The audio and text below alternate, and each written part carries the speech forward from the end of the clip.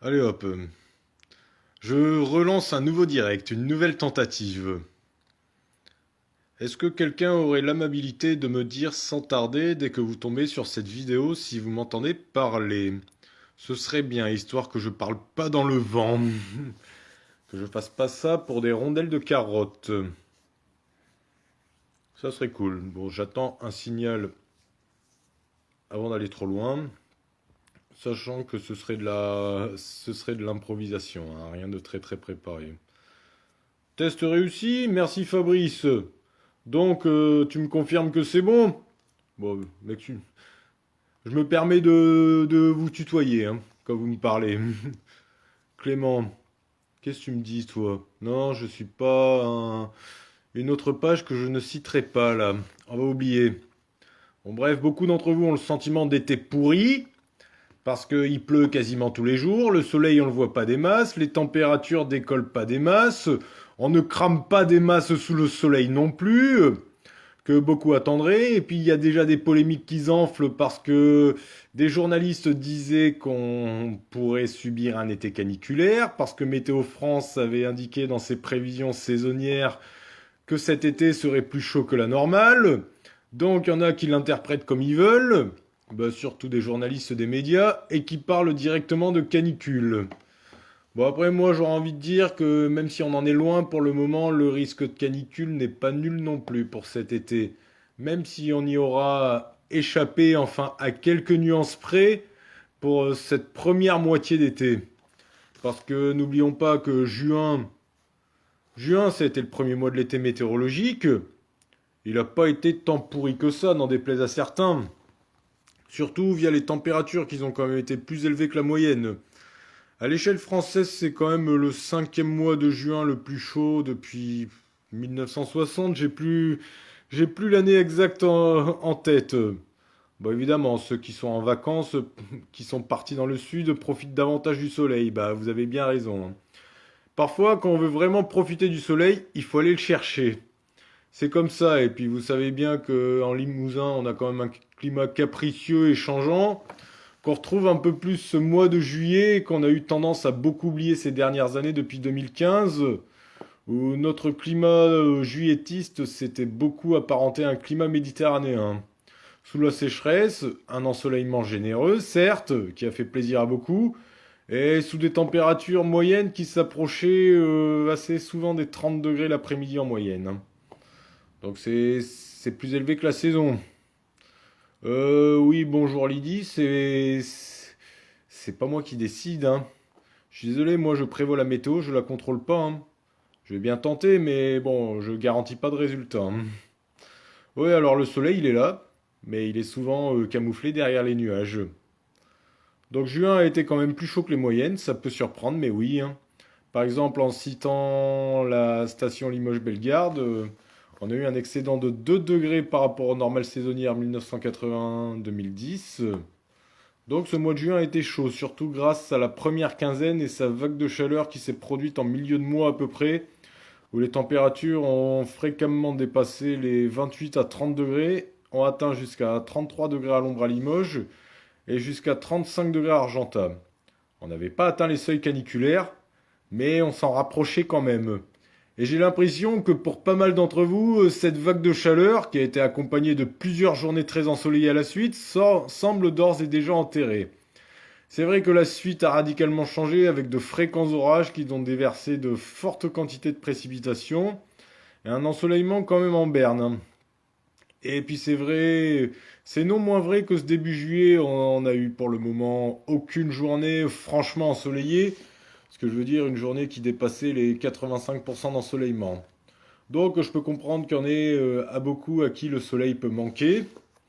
Et c'est vrai que ce début juillet nous rappellerait plus juillet 2007 ou juillet 2014 par exemple, où la météo était bien plus mitigée, changeante, bien plus capricieuse que ce qu'on a pu avoir entre 2015 et l'année dernière.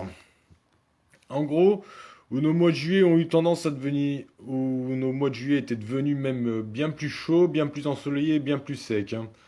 Très souvent, même des mois de juillet qui ont été remarquablement secs, hein.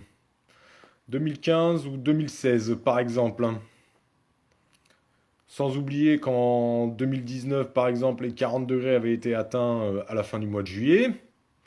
Et puis 2020, ce mois de juillet avait commencé sous des températures raisonnables, sous un temps relativement sec, et la chaleur s'est franchement imposée en deuxième quinzaine après, hein.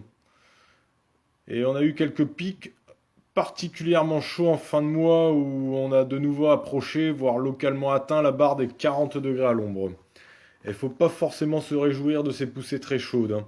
Quand on voit notamment ce qui s'est passé au Canada, hein, dans la ville de Houston, où les températures ont dépassé 45 degrés à l'ombre plusieurs jours d'affilée, et ont approché même la barre fatidique des 50 degrés à l'ombre pour une ville quand même située à une latitude bien nordique, hein. Et quand on voit qu'à 60 degrés de latitude nord, les 40 degrés ont été frôlés, on peut se poser des questions quand même malgré tout et se dire que malheureusement le réchauffement climatique, c'est pas une fiction, c'est pas tant une fiction que ça, hein.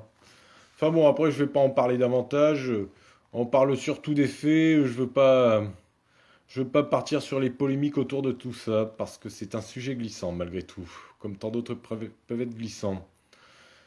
Pour les jours à venir, on peut espérer davantage de soleil le week-end prochain. Bon, pas demain jeudi où on aura encore un ciel partagé, souvent très nuageux, quelques averses qui pourront éclater, surtout l'après-midi, surtout sur l'est de la région, sur la Creuse et la Corrèze, un peu moins fréquente en Haute-Vienne. Certaines communes pourraient passer au travers des averses, qui seront pas si nombreuses que ça, mais la garantie d'une journée totalement sèche, c'est pas encore pour demain jeudi. Vendredi, on devrait avoir des éclaircies qui s'élargiront, des averses qui devraient disparaître pour cette journée, des températures qui commenceront à remonter doucement, même si on restera en dessous des normales de saison d'une mi-juillet. On devrait souvent se situer à 22-23 l'après-midi sur la Haute-Vienne, approcher les 25 degrés en Basse-Corrèze. Le week-end devrait être davantage ensoleillé. Samedi, le soleil devrait prendre encore un peu plus l'avantage sur les nuages. Les températures devraient continuer à se réchauffer, atteignant ou dépassant souvent les 25 degrés l'après-midi, jusqu'à 27 ou 28 degrés en Basse-Corrèze. On devrait approcher les 26 degrés à l'ombre à Limoges. Dimanche, davantage ensoleillé et davantage chaud. Pour le coup, ce sera une journée estivale, dont je vous conseille de profiter. Les températures seront bien estivales, ouais, souvent comprises entre 28 et 30 degrés à l'ombre l'après-midi. Donc si vous voulez faire péter vos barbecues, voire vous baigner dans vos piscines, ça sera le bon moment. Il faudra en profiter parce que la semaine prochaine, ça sera reparti. En première moitié de semaine, nouvelle goutte froide, et oui, qui devrait circuler sur le nord de la France et provoquer de nouveau de l'instabilité. Et oui, malheureusement, hein, des orages, des averses, un risque orageux. Je préfère pas parler d'orage au futur. Enfin, vous connaissez mon point de vue sur le sujet. Les orages, ça reste une prévision quand même compliquée, surtout à plusieurs jours d'échéance. Donc encore de l'instabilité, des averses, des températures qui baisseront. Et puis peut-être que ça pourrait davantage s'améliorer après la mi-juillet. Peut-être parce que cette amélioration tant espérée, tant attendue, bah, elle est repoussée. Si on a l'anticyclone qui est pas si loin que ça, qu'on peut voir sur les cartes des modèles, il y a toujours une petite goutte froide qui vient foutre le merdier, qui vient provoquer de l'instabilité. Mais, relativisons un peu, le bon côté des choses, c'est qu'on est épargné par les fortes chaleurs qui vont sévir le week-end prochain jusqu'au sud de l'Espagne, où la masse d'air sera véritablement bouillante en altitude ce week-end, qui atteindra surtout dimanche, qui pourra localement dépasser 30 degrés à 1500 mètres d'altitude, ce qui est considérable. Et donc, imaginons les températures au sol qui peuvent être attendues, qui dépasseront les 45 degrés sous abri, en Andalousie par exemple, sur le sud de l'Espagne en général, et qui pourront atteindre localement 47 à 48 degrés à l'ombre. Si l'Andalousie est habituée aux très fortes chaleurs l'été, c'est quand même des niveaux très élevés, hein. On va prendre un exemple. Par exemple, pour Séville, la normale estivale, elle se situe à 36-37 degrés l'après-midi. Donc là, ça représentera quand même un excédent de 10 degrés, hein. En France, on a encore un sursis pour le moment par rapport aux très fortes chaleurs ou à la canicule. Mais attention, ça ne veut pas dire que le risque est exclu pour la suite de l'été, hein. La masse d'air bouillante restera quand même située en Afrique du Nord. Et il suffit d'un petit flux de sud ou d'un flux de sud-ouest et elle peut très facilement remonter jusqu'à nous et provoquer des chaleurs excessives. Remarque, il y en a peut-être qui attendent que ça. Sauf qu'après, notre temps, il est mitigé.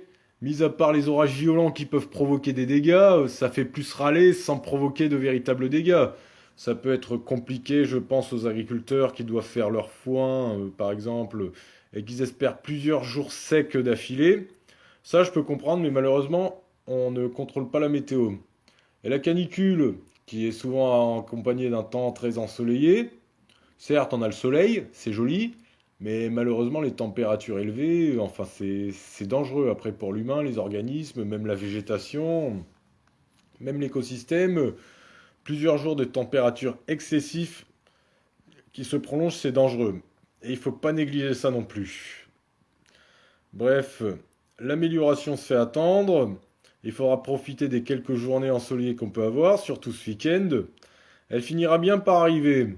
On peut avoir le sentiment d'été pourri, mais ça fait quand même depuis 2014 qu'on n'a pas eu un été pourri, hein.